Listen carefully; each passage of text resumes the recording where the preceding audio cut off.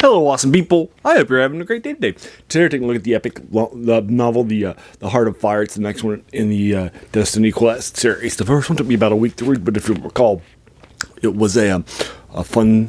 I basically spent twice as much time each day reading it, rather than my normal, an hour and a half or 2 hours that I spend reading novels when I'm reading them for this channel. And then I would go back at around midnight or so after I played a couple hours of video games and watching the news. And then probably knocking out another hour, an hour and a half each night. So I'd probably read about 3.5 to 4 hours each day, rather than the traditional 2 hours roughly that I would knock out for it. So it was a fast read in terms of time, but definitely it was a deeper dive for folks. In this one, I knocked out a couple of days ago and not finished it. It was about 3 weeks this time. It was a much rougher read. I basically, for 1 week of those, I just read short stories rather than reading this because it was a harder read.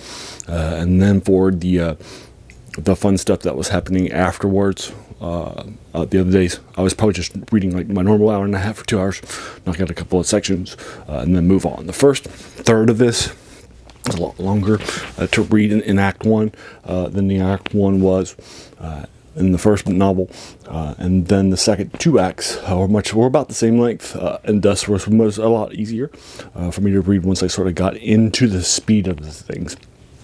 But near the end of Act 2, I was like, man, this was just taking me a while. It was really hard to get into and to finish and so forth. But I was like, I really do want to finish this for this channel and see where it winds up and that sort of a thing. So that's what's happening in this. So that's basically the 3-act structure, and then there's an epilogue too, which you can play. So there's a 4-act structure, if you will, with the epilogue and such. So it's a longer read. So if you want a longer read, then this is definitely something that you can buy and then really knock out. As you tell, this thing is dense.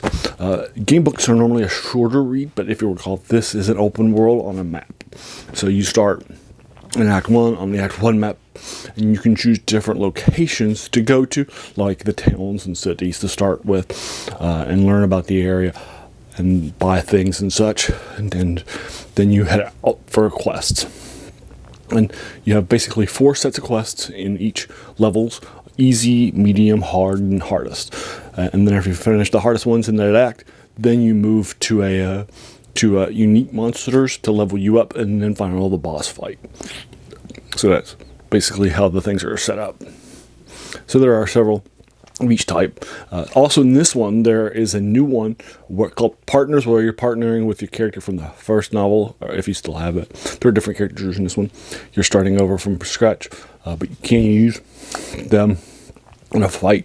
All that fight's really rough, and I was never able to get it knocked out, so I just didn't finish it. Also, there are characters provided with this too, in case you're interested in doing that too. So there's a lot of detailed stuff, and because this is an open world RPG game book, you have to go to all the places to make sure you get all the stuff. This isn't an experience leveling out things. Your stats will raise based not on your experiences, but based on your equipment. So you need as much equipment as possible. So you have to go to all these different places in order to make sure you get the best stuff, in order to make sure you're able to handle the next thing. Now, there are a couple of things here that are actually really good that I like in this series so far.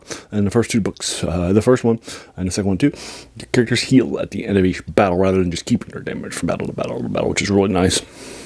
In a great way. Also, if you lose, you don't actually die and then have to start over. You can just go back to the map and go back into other places. Maybe you'll get other stuff to strengthen yourself up with, or you can just fight it again. Right? So that's cool too. Loved it a lot. So there are several different sort of breaks like that on it that will help you from really just suffering a really bad sort of time with the reading of this novel. So I do like the open world maps aspects of it too. Loved the first one. The first one I gave a 9 to. This one still was good. I liked it, but I just don't like it as much as the first one, anywhere near as much, because it was a longer, epicer tale. It was less epic tale. And so basically that's what's happening. No spoilers, obviously, but I did like it. Okay, it's more of a 7 out of 10 than the previous one was more of a 9 out of 10. It was an awesome book and a great way to start off these things. Once again, this is Heart of Fire by Michael J. Ward. For you folks, I'm giving it a 7 out of 10 for you. Have you read this? If so, let me know what you thought about in the comments below, whatever your thoughts are. If you agree to disagree, my 7 out of 10, I'll talk about that too. As a reminder, the channel's name is The Worst Thing About New Books. There's a quote by a French philosopher, Jacques Joubert, who said that the worst thing about new books was that they kept you from reading the old ones, right? So I typically try to find older books, and this one's not. This was published last couple of years ago, but I definitely enjoy doing some of those too for things that people might not have heard about for you folks. And so if you like this video, why not hit the like button, the subscribe button, hit the bell icon if you're feeling frisky to be notified of my 3 videos a week.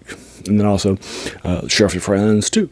And then finally, I just want to pause a moment to thank you so much for taking some time out of your day and investing and watching my video, because we all have so many things that are happening, right, in our lives, and we're pulled in so many different directions, right? So the fact that you spend this time with me, that's incredibly humbling, and I appreciate it. So thanks again, and have an amazing day.